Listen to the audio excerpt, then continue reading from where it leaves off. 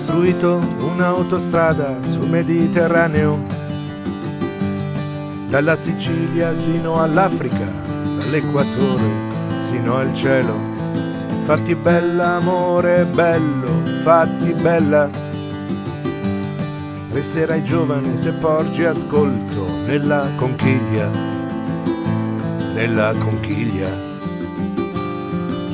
Ulisse sbattuto dai venti alla ricerca della sua Itaca, lontano dalla sua patria, sotto le unghie di una Circe isterica, partito da Calipso, sulla sua strada cicloni e mostri, Polifemo, i ciconi e le sirene, mentre Penelope filava lane, ma non si perse mai d'animo, ingannò chi li ingannava, la furbizia era sua sorella, l'astuzia sua anima gemella, prese per mano il suo destino e ne fece all'oro per il fieno, e dopo un lungo viaggio trovò riposo, trovò coraggio. Ho costruito un'autostrada sul Mediterraneo, dalla Sicilia sino all'Africa, dall'Equatore al cielo.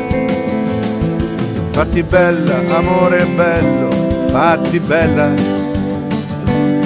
Resterai giovane se porgi ascolto nella conchiglia, nella conchiglia.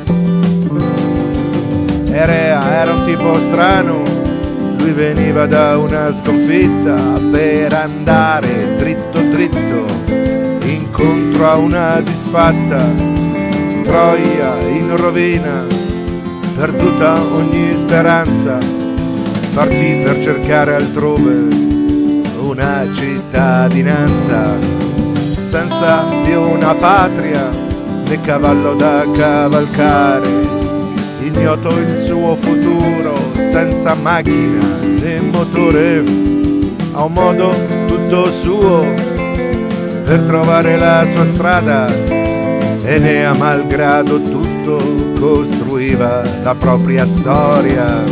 Ho costruito un'autostrada sul Mediterraneo, dalla Sicilia sino all'Africa, dall'Equatore sino al cielo.